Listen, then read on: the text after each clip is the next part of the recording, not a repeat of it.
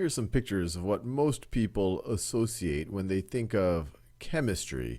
They think of scientists working on a bench with the different vials of different chemicals. They might think of a mad scientist, some of them boiling and changing colors.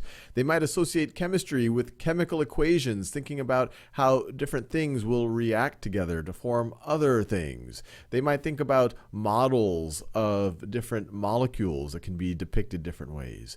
They might associate it with the periodic table of elements. And all of these things are a big part of chemistry. But what I want you to do in this video is appreciate what, at its essence, chemistry is all about. And chemistry is one of the sciences that really just helps us understand and make models and make predictions about our reality. And even something like the periodic table of elements, which you'll see at the front of any chemistry classroom, you take it for granted. But this is the product of, frankly, thousands of years of human beings trying to get to an understanding of all of the different complexity in the world. You know, if you look at the world around us, and it doesn't even have to be our planet, it could be the universe around us, you see all of these different substances that seem to be different in certain ways. You see things like fire and rock and water. Even in the planets, you see meteorological patterns. In life, you see all of this complexity and all of these different things. And it looks like there's just like an infinite spectrum of differentness out there, of different substances. Even in things like our human brain, the complexity and the electrochemical interactions. And you could imagine, as a species, this is kind of overwhelming. How do you make sense of all of this? And it was not an easy path, but over thousands of years, we did start to make sense of it. And why it's very lucky for all of us to be born when we are now, or to be around when we are now, to be able to learn chemistry where we are now, is that we get the answer. And it's a partial answer, which is also exciting because we don't want the full answer.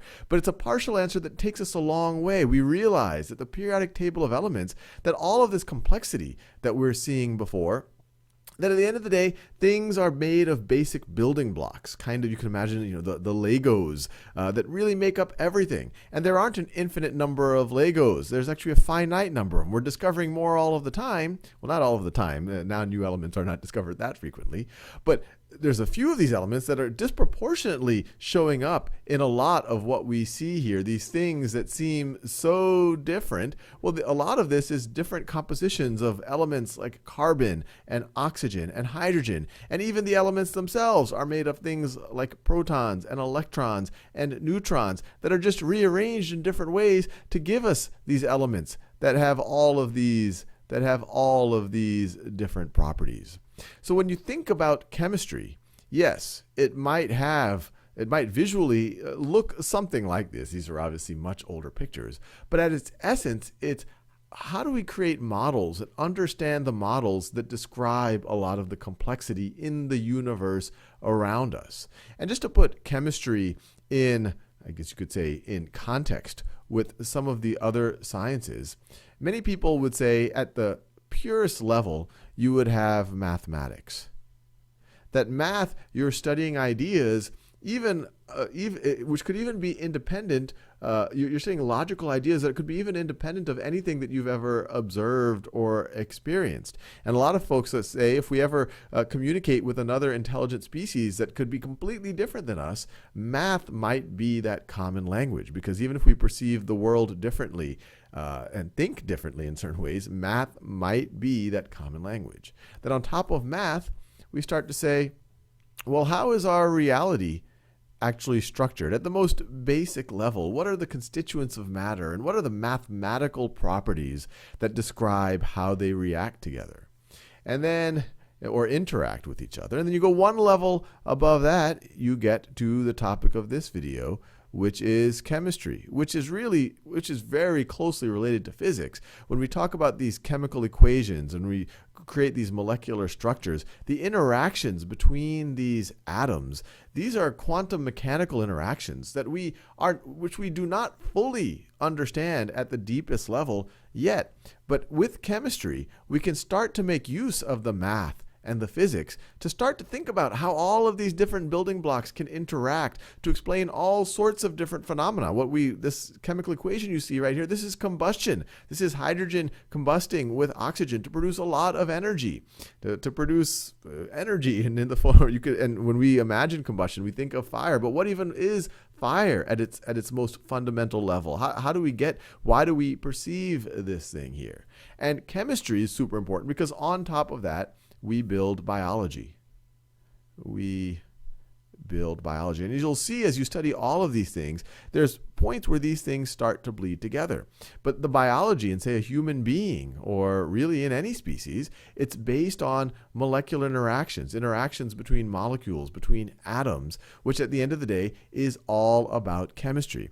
As I speak, the only reason why I'm able to speak is because of really hard to imagine a number of chemical interactions happening in me right now to create this soundness, to create this thing that thinks it exists, that wants to make a video about how awesome and amazing chemistry is. And then from biology, you can build out on all of everything else. The sciences like psychology and economics, which of course, these things also will leverage math and other things. But this gives you kind of a sense of how we build up and how we explain the reality around us. And not one of these is more important than the other. These are all studying incredibly fascinating things that as human beings first became thoughtful about their environment, said, gee, why are we here? What is this place? Why do we exist? How do we exist? And chemistry builds models for us to understand interactions at a scale and a speed that we can't directly observe, but nonetheless we can start to make predictions. So that's what's really cool about this. When you study chemistry, you should not view this as some type of a chore that the school system is forcing you through.